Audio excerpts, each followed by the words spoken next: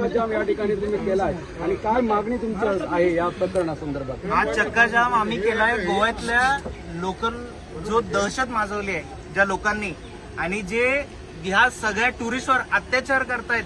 ही tourist काय फुकट येत नाहीत गोव्यात, हे पैसे देऊन येतात, स्वतःचे पैसे कष्टाने खर्च करतात इथे येऊन आणि त्यांच्यावर हे लोक दादागिरी करतात, उपकाराची भाषा बोलतात की तुम्ही का गोव्यात आला.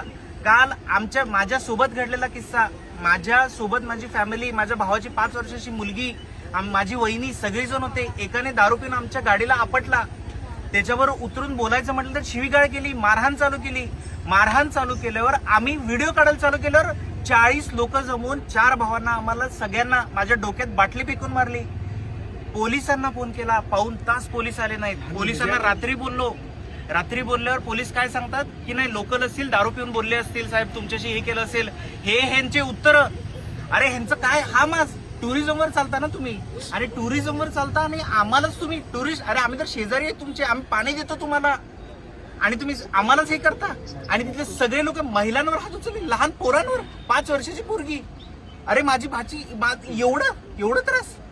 हा त्रास सहन करणार नाही एकही गाडी, एक मुंगी पण जाऊ देणार नाही सावंतवाडी आणि गोवा बॉर्डर क्रॉस होऊ देणार नाही, काही झालं तरी. एकंदर हा प्रकार कुठे आणि मांजरेम एरियामध्ये घडला. मोरजिम अजूल कॅफे होता, त्याच्या समोर हा घडला. तिथे सगळी लोकलची माणसं होती आणि त्यांनी लोकलची माणसं, आम्ही लोकल आहे तुम्ही इथे कशाला आलात, ह्याच्यावरनं वाद करत आमच्या बरोबर मारहाण केली. एकंदर तुम्ही गोव्याच्या मुख्यमंत्र्यांच्या पेशी बोललात, त्यांनाही सांगितलं, त्या ठिकाणच्या स्थानिक पोलिसांकडे तुम्ही रिक्वेस्ट केली, तर काय त्यांच्याकडून उत्तर तुम्हाला आलंय? पोलिसांचं उत्तर मी तुम्हाला सांगितलं, त्यांनी सांगितलं लोकल आहेत. आम्ही सांगितलं साहेब तो दारू पिऊन होता, तर तो म्हटला साहेब रात्रीचं दारू पिऊनच असणार. हे पोलिसांची उत्तरं होती. शेवटपर्यंत आम्हाला मदत केली नाही. आम्हाला सांगितलं उलट साहेब तुम्ही कशाला अडकताय याच्यात, कशाला जाताय, तुमची गाडी महिनाभर कोर्टात अडकून पडेल, तुम्ही कशाला. आम्ही एवढं सांगितलं साहेब ऍटलीस्ट त्यांना बोलून वॉर्निंग द्या.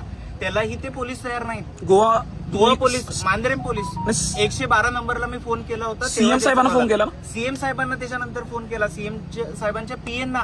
त्यांना सांगितलं, त्यांना फोन करून एवढे तास झाले, काहीही रिस्पॉन्स नाही आणि आता आमचा फोन उचलत नाही. मग जर हेच असेल तर मग ठीक आहे, आम्ही महाराष्ट्रात आहोत, महाराजांचं महाराष्ट्र आहे आणि इथे एका पोरांवर हात उचलले, हात पाय छाटलेले आहेत. ही पोरं जोपर्यंत इथे येऊन इथून हे शेवटचं होते, इथून पुढे कोणही होते एकही गाडी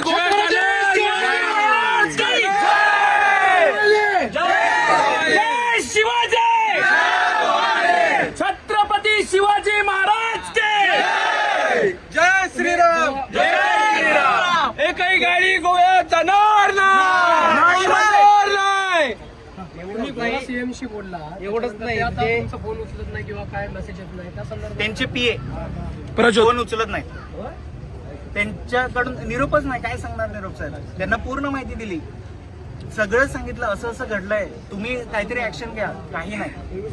आम्ही घाबरून पूर्ण फॅमिली रात्री इथे आलो, रात्रभर झोप नाही पोराबाळांना. आम्ही काय मी माझ्या घरातल्या बायकांसमोर काय तोडलं, मार खाऊन आलो 40 लोकांचा, दारुड्यांचा. आणि महिलांना तुम्ही शिवीगाळ करता, धक्काबुक्की करता, लहान 5 वर्षाच्या पोरीला धक्काबुक्की करता, 5 वर्षाच्या पोरीला. लाज वाटते. परब दादा कोण आहे? जो